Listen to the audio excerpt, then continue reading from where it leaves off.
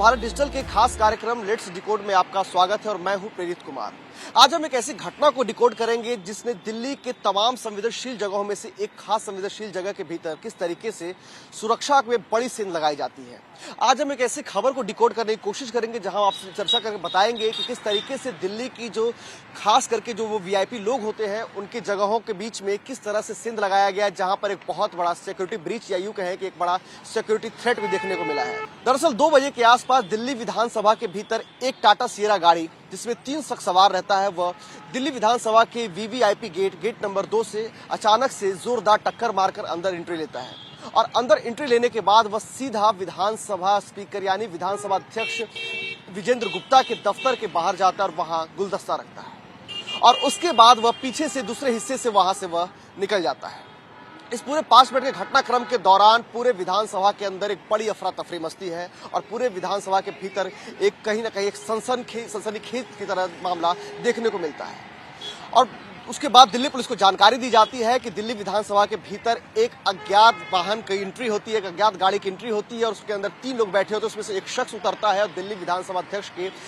दफ्तर के बाहर वह गुलदस्ता रखता है। जिसके बाद दिल्ली पुलिस मौके पर पहुंचती है। दिल्ली पुलिस के तमाम पुलिस बल के साथ साथ यहां पर फॉरेंसिक की टीम पहुंचती है और उसके साथ ही साथ यहां पर बम निरोधक दस्ते भी पहुंचते हैं। और उसके बाद सबसे पहले दिल्ली पुलिस उस गुलदस्ता को जिस गुलदस्ते को उस अज्ञात शख्स ने रखा था उस गुलदस्ता को अपने हिरासत में लेती है। उसके बाद उस गुलदस्ते की छानबीन जो है बम निरोधक दस्ता करती है, जहां यह सबसे पहले स्पष्ट किया जाता है कि उस गुलदस्ते के भीतर कहीं कोई एक्सप्लोजिव पदार्थ तो नहीं है। गनीमत है कि जब पूरे बम निरोधक दस्ता जिस पूरे मामले की छानबीन करती है तो गनीमत यह पाया जाता है कि वो जो गुलदस्ता था उस गुलदस्ते के भीतर कहीं भी किसी भी तरह का कोई भी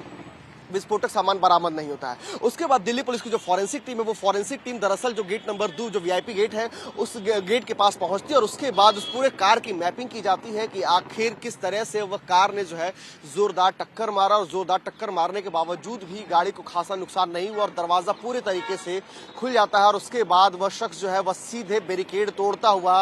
अंदर चला जाता है। ऐसे में दिल्ली पुलिस जब पूरे मौके की छानबीन करती है तो मौके पर तमाम आला अधिकारी यहां तक कि दिल्ली पुलिस के जो कमिश्नर सतीश गोलचा वो भी मौके पर पहुंचते हैं और उसके बाद वह विधानसभा के जो स्पीकर है विजेंद्र गुप्ता उनसे मुलाकात करते हैं। जिस वक्त पूरा घटनाक्रम हुआ उस वक्त विधानसभा स्पीकर विजेंद्र गुप्ता अपने दफ्तर के अंदर ही मौजूद थे। जब दिल्ली पुलिस की जब पूरी टीम यहाँ पहुंचती तो उसके बाद यहाँ पर मौके पर जब छानबीन करती तो छानबीन के दौरान जो तमाम जो अंदर जो सीसीटीवी फुटेज लगे हुए हैं उस सीसीटीवी फुटेज को भी अपने वह गिरफ्त में लेती है और सीसीटीवी फुटेज के जरिए यह देखने की कोशिश करती है कि जो शख्स था आखिर वह शख्स कौन था और उसकी पहचान करने की कोशिश की जाती है। ऐसे में जब दिल्ली पुलिस जब पूरे सीसीटीवी को निकालती उसके बावजूद भी उस शख्स का अंदाजा नहीं लग पाता कि आखिर वो शख्स कौन था, क्योंकि उसके चेहरे पे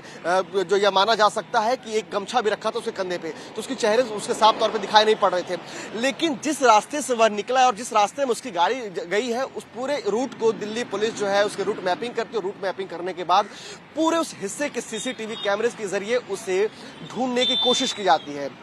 जब दिल्ली पुलिस इस पूरे मामले को ढूंढती है तो उसके बाद उस शख्स को ट्रेस किया जाता है, जिसके बाद तमाम जो अधिकारी यहाँ मौजूद थे वह अधिकारी आनन फानन में दिल्ली विधानसभा के अंदर से बाहर निकलते हैं और उसके बाहर निकलने के बाद वह अपनी गाड़ी से सीधे उस लोकेशन तक पहुंचते हैं जहां दिल्ली पुलिस को एक बड़ी कामयाबी मिली है, जहां दिल्ली पुलिस ने उस पूरे गाड़ी को ट्रेस किया। गाड़ी ट्रेस करने के दौरान यह पाया जाता है कि रूपनगर इलाके में उस गाड़ी को दिल्ली पुलिस के कुछ पुलिस बल ने उसे बरामद किया और उस गाड़ी के भीतर 3 लोग मौजूद थे। जो 3 लोग मौजूद थे उसमें एक शख्स का नाम था सरबजीत सिंह जो गाड़ी चला रहा था और वही सरबजीत सिंह था जिसने गाड़ी से उतर करके दिल्ली विधानसभा स्पीकर के दफ्तर के बाहर उसने गुलदस्ता रखा था। पुलिस ने तीनों लोगों को हिरासत में लेते हुए गिरफ्तार किया। उसके बाद पुलिस उन तीनों लोगों से छानबीन कर रही है। छानबीन में पुलिस उनसे हर एक एंगल पर जानने की कोशिश कर रही है कि आखिर वो लोग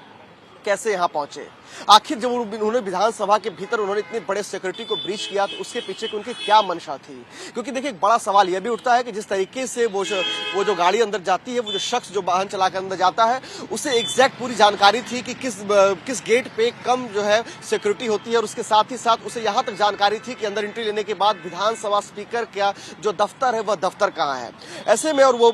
5 मिनट के भीतर वो पूरे अपने घटनाक्रम को वो अंजाम देकर वो शख्स निकलता है। तो दिल्ली पुलिस पुलिस इस एंगल से भी छानबीन करने में जुटी हुई है कि आखिर वो जो शख्स था उसने सुनियोजित तरीके से किस तरह से प्लान किया, उसने जो प्लान बनाया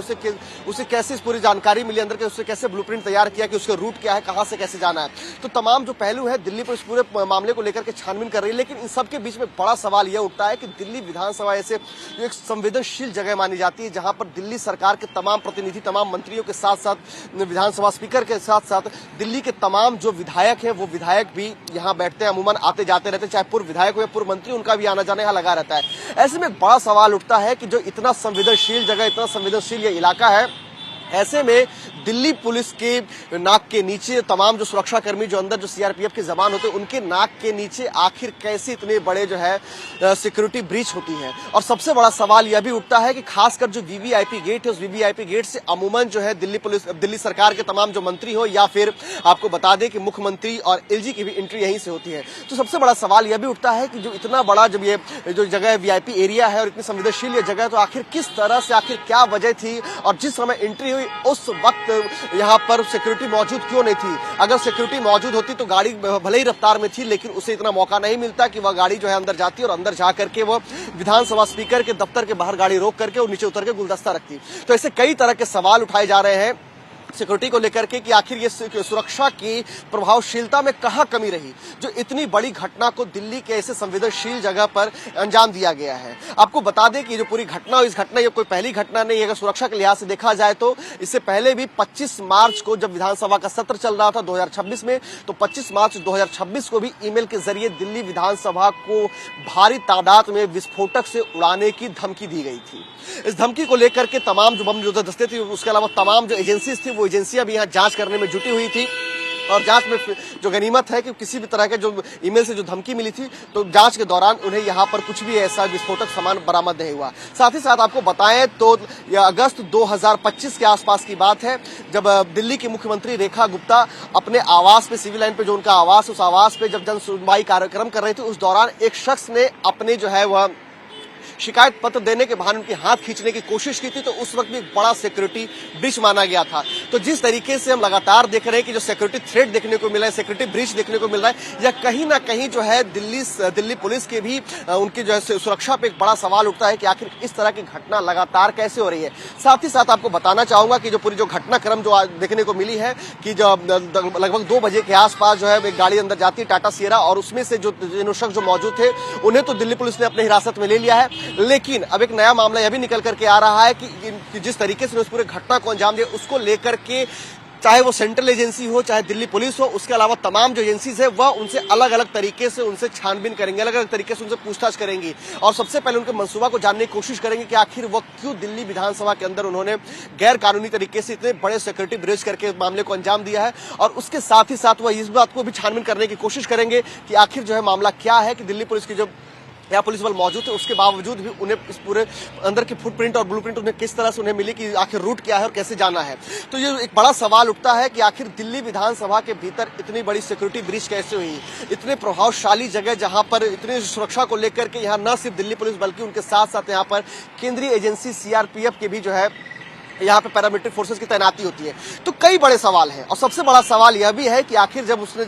जोरदार टक्कर उसने मारी दरवाजे के ऊपर, उसके बावजूद वो 5 मिनट तक रहा, तो आखिर उस 5 मिनट के बीच में सिक्योरिटी ने उसे क्यों रोकने की कोशिश नहीं की। हालांकि आपको बताना चाहूंगा कि जब फॉरेंसिक की टीम आई तो फॉरेंसिक की टीम ने यहाँ पर जो है उसको पूरी जगह को निशानदेही की है और निशानदेही करने के बाद यहाँ से कई सारे जो है फॉरेंसिक की टीम ने यहाँ से कई सारे सबूत भी इकट्ठे किए हैं जिनको अपने साथ लेकर के गए उसकी छानबीन के लिए। यहाँ तक कि जो गुलदस्ता था उस गुलदस्ते को भी दिल्ली पुलिस के लोग जो है अपने साथ लेकर के गए छानबीन करने के लिए। लेकिन देखना यही होगा कि जिस तरीके से दिल्ली पुलिस ने उस शख्स को,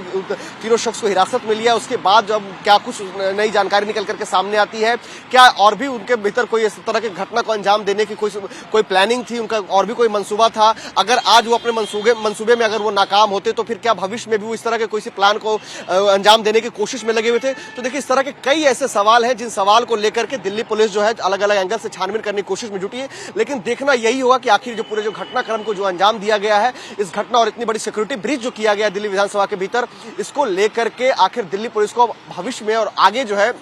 क्या कुछ सावधानियां बरतती है। उसके साथ ही साथ यह भी एक देखना होगा कि पूछताछ में दिल्ली पुलिस को और क्या कुछ आगे की जानकारी उन्हें मिलती है जिससे कहीं ना कहीं वो जो सिक्योरिटी थ्रेट और उस सिक्योरिटी ब्रीच को वो रोकने में कामयाब हो सके। तो दिल्ली विधानसभा में जिस तरीके से वीआईपी गेट के जरिए उसकी सुरक्षा में इतना बड़ा सेंध लगाया गया, उसको लेकर के कई सारे सवाल उठते हैं कि आखिर इस पूरे सुरक्षा में जो कमी हुई है, जो सुरक्षा में जो सेंध लगी, इसके पीछे आखिर कौन जिम्मेदार है।